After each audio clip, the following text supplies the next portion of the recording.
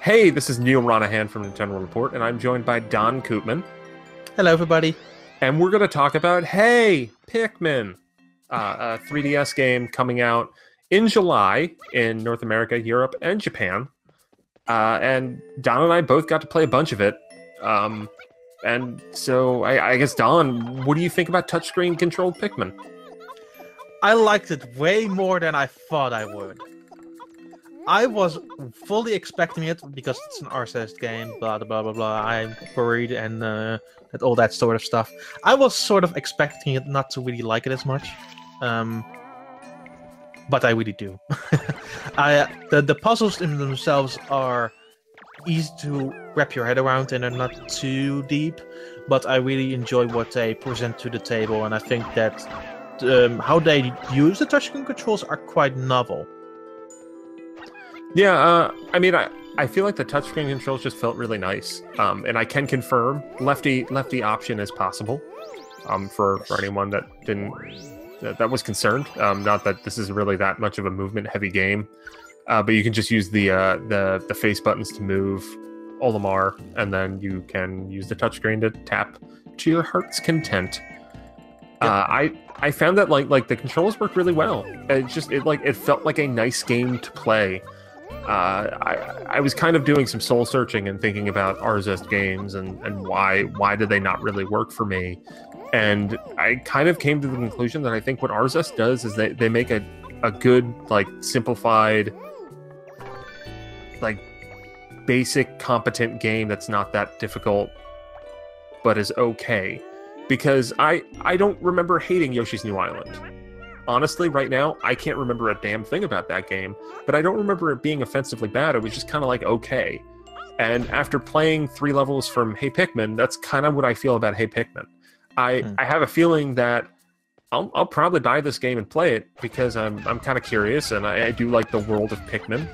And I will probably romp through this game, and then after that, I will rarely think about it again, or even play it. I might even 100% this game, because generally the recent wave of Arzest 3DS games aren't really that tough. But I mean, it just kind of like is what it is. It's not. I didn't find it to be offensively bad. I just found it to be okay, and I think that's okay for this game to just be that.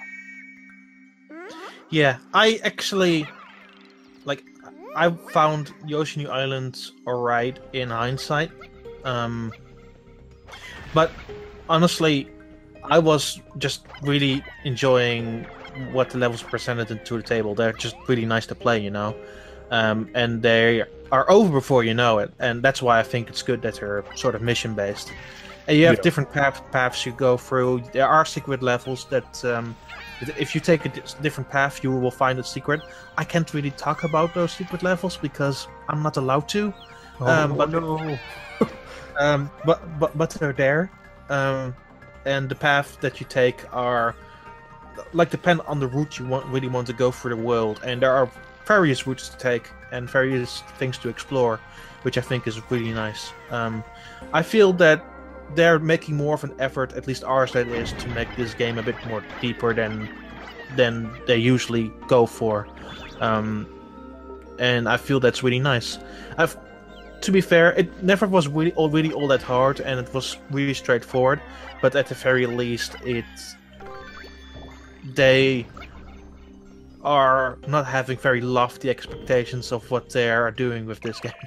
Yeah. So I guess to kind of boil down to the 3 levels that we can talk about, which are 1A, 1B, and 2A.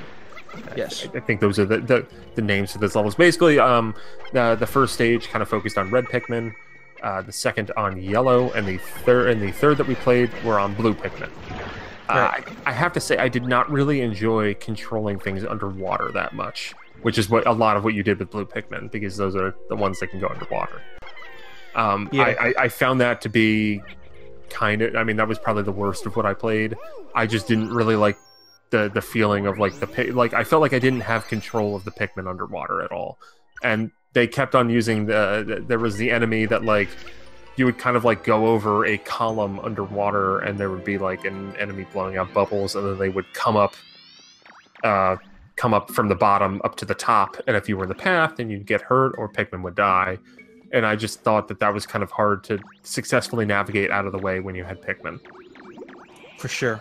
I think that's the last bit I actually played of that game, and I feel that was the worst part about it. Like, up to that point, I was really enjoying it. I think that if that game skews too much on the underwater side, we might have a problem there. Yeah, because the other 2 stages that I played were totally fine. Like, I mean, they were the first 2 levels of the game, so they were understandably kind of simpler, but they showed a promise of something nice going forward. They definitely do. And they're building blocks to something bigger, which, again, I really enjoyed.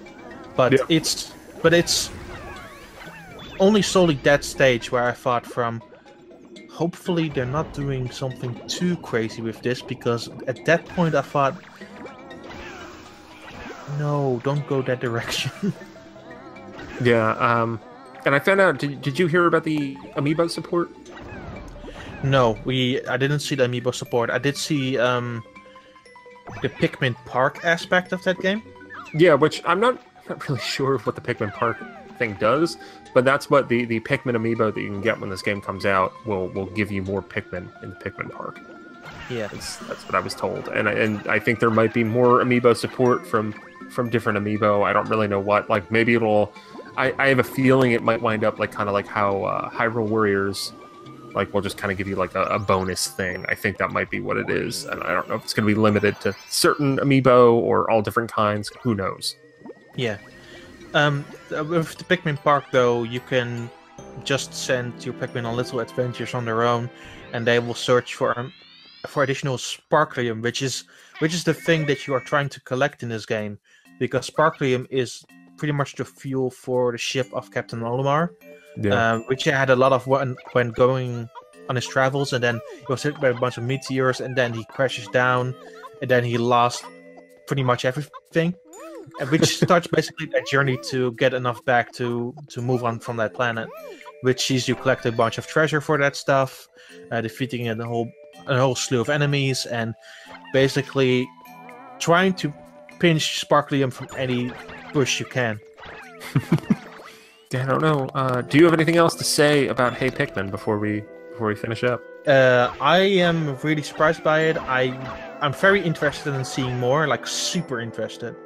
But we won't see more until July, I guess. Yeah, I'm intrigued. I don't think I'm as high on it as you are, but I'm not negative on it. I'm at worst, I'm neutral. I hope it kind of, it's the kind of thing that I think as you get later into the game, it could do some cool things. But from what I've seen right now, like, I remain slightly skeptical, and I'm interested in seeing what other people think of it when it comes out. Hey, at least it doesn't repeat the music the same over and over. Like, yeah, actually, I'll point out, the music's pretty good. Decent sounds. They sound like Pikmin. I like that. And also, the environments themselves look actually quite nice. Yeah, it's a good-looking game. Yeah. And that's Hey Pikmin. It's coming out on July 28th in North America and Europe, alongside the new 2DS XL. Check out all the other coverage that we have of this new 2DS XL event that we got to check out. And stay tuned for more at NintendoReport.com. Thank you.